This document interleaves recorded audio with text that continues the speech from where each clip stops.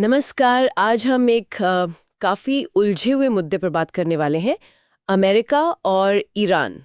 जी, इनके बीच का जो तनाव है वो दशकों पुराना है। हाँ, और हमारे पास जो जानकारी है, जो स्रोत हैं, वो इस रिश्ते के कई अलग-अलग पहलू दिखाते हैं। बिल्कुल। अगर मुख्य वजहों को देखें तो सबसे पहले तो ईरान का वो परमाणु कार्यक्रम आता है। हाँ, जो हमेशा से एक बड़ा मुद्दा रहा है। फिर मध्य पूर्व में जो अलग-अलग हथियारबंद गुट हैं, उनको ईरान का कथित समर्थन।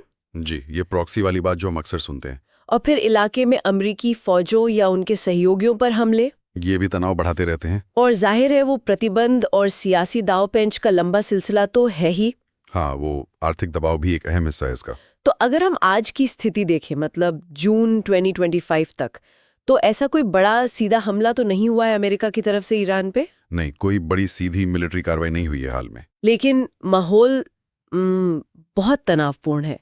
ऐसा लगता है जैसे बस एक चिंगारी का इंतजार हो। बिल्कुल, स्थिति नाजुक बनी हुई है। तो ये जो तनाव की इतनी सारी परतें हैं, इन्हें थोड़ा खोल कर देखते हैं, है ना? हाँ, बिल्कुल, और ये समझना भी जरूरी है कि ये कोई अचानक से पैदा हुआ तनाव नहीं है। सही। दशकों से ये चीजें चल रही हैं। और एक दिलचस्प बात जो कई स्रोत भी बताते हैं, वो ये कि कैसे अक्सर छोटी-मोटी झड़पें या पर्दे के पीछे के टकराव भी माहौल को गर्म रखते हैं। हाँ, मतलब बड़ी लड़ाई ना भी हो पर वो एक तरह की लगातार खींचतान चलती रहती है। बिल्कुल, शांति जैसी कोई चीज नहीं है। और हाल के सालों में कुछ बड़ी घटनाएं भी हुई, जैसे 2020 में वो बगदाद वाला हमला। हाँ, जनरल कासिम सुलेमानी की मौत, वो अमेरिकी ड्रोन हमले में मारे गए थे। उसका असर तो बहुत गहरा हुआ होगा। एक स्रोत बता रहा था कि असर सिर्फ फौजी नहीं, बल्कि ईरान के अंदरूनी राजनीति पर भी बहुत था। जी हाँ, काफी बड़ा झटका था वो ईरान के लिए, और उन्होंने फिर जवाब भी दिया था। हाँ, उन्होंने इराक में अमेरिकी ठिकानों पर मिसाइलें दागी थीं। जी, ये दिखाता है कि सीधी टक्कर का खतरा तो हमेशा ही रहता है, भले ही दोनों तरफ से कोशिश हो कि बात बढ़े नहीं। और शायद इसीलिए ये जो प्रॉक्सी संघर्ष है, मतलब परोक्ष युद्ध, उनकी अहमियत बढ़ जाती है। बिल्कुल सही कहा आपने। इराक, सीरिया, यमन, कितनी ही जगह हैं जहां अमेरिका और ईरान सीधे नहीं लड़ते। हाँ, वो वहां के लोकल गुटों के जरिए एक दूसरे को कमजोर करने की कोशिश करते हैं। जैसे यमन में है हाँ। हूती विद्रोही और सऊदी गठबंधन वाला मामला। हाँ, बिल्कुल।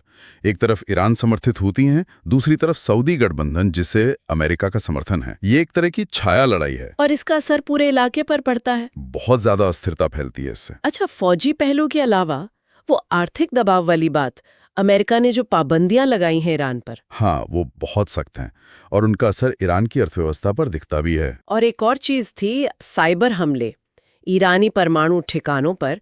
क्या सूत्रों में इसके बारे में कुछ है? हाँ, कुछ संकेत मिलते हैं। पक्के तौर पर कहना मुश्किल होता है साइबर हमलों के बारे में, पर शक अक्सर अमेरिका या उसके सहयोगियों पर जाता है। ये भी तनाव बढ़ाने का एक और तरीका हुआ फिर। जी, ये दिखते नहीं पर असर करते हैं। तो इन सब बातों को अगर हम देखें तो आगे क्या, मतलब 2025 या उसके बाद क्या कोई बड़े टकराव का खतरा है? देखिए, भविष्यवाणी करना तो मुश्किल है, पर कुछ चीजें हैं जो हालात बिगाड़ सकते हैं। जैसे अगर ईरान परमाणु हथियार बनाने के बहुत पास पहुंच जाए, या फिर ईरान से जुड़ा कोई गुट अमेरिकी हितों या किसी अहम सहयोगी देश पर बड़ा हमला कर दे। और एक और बात है, दोनों देशों की अंदरूनी राजनीति। हाँ, वो कैसे? मतलब अगर वॉशिंगटन या तेहरान में कोई बड़ा नेता बदलता है या पॉलिसी में बड़ा बदलाव आता है, तो वो भी इस नाजुक बैलेंस को बिगाड़ सकता है। बिल्कुल। अगर हम इसे पूरी तस्वीर में देखें तो एक बात साफ है, स्थिति बहुत ही नाजुक है। हाँ। कुछ स्रोत इसे कैलकुलेटेड टेंशन कहते हैं, मतलब सोचा समझा तनाव, पर इसमें गलती की गुंजाइश बहुत कम है। जरा सी चूक और बात बढ़ सकती है। तो संक्षेप में कहें तो अमेरिका और ईरान के बीच ये तनाव एक तरह से स्थायी हो गया है। हमने पिछली घटनाओं जैसे सुलेमानी हमला, ये प्रॉक्सी संघर्ष, प्रतिबंध, इन सब पर बात की। जी। और ये भी देखा कि भविष्य में किन वजहों से ये तनाव और भड़क सकता है। बिल्कुल। और श्रोताओं के लिए एक सवाल छोड़ जाता हूं। हाँ, जरूर। ये तो साफ है कि आगे क्या होगा ये बहुत कुछ अमेरिका और ईरान के एक्शंस और रिएक्शंस पर निर्भर करेगा। पर क्या हमने सोचा है कि इस इलाके की जो दूसरी बड़ी ताकतें हैं, रूस, चीन, तुर्की या खाड़ी के देश, वो इस खेल पर कैसे असर डाल सकते हैं? अच्छा पॉइंट है। उनका क्या रोल होगा इसमें? हाँ, वो इस नाजुक संतुलन को कैसे प्रभावित कर सकते हैं या शायद कर रहे हैं, ये सोचने वाली बात है। ये वाकई एक अहम सवाल है। इस पर सोचने की जरूरत है। चलिए, इसी विचार के साथ आज की ये बातचीत यहीं खत्म करते हैं। जी।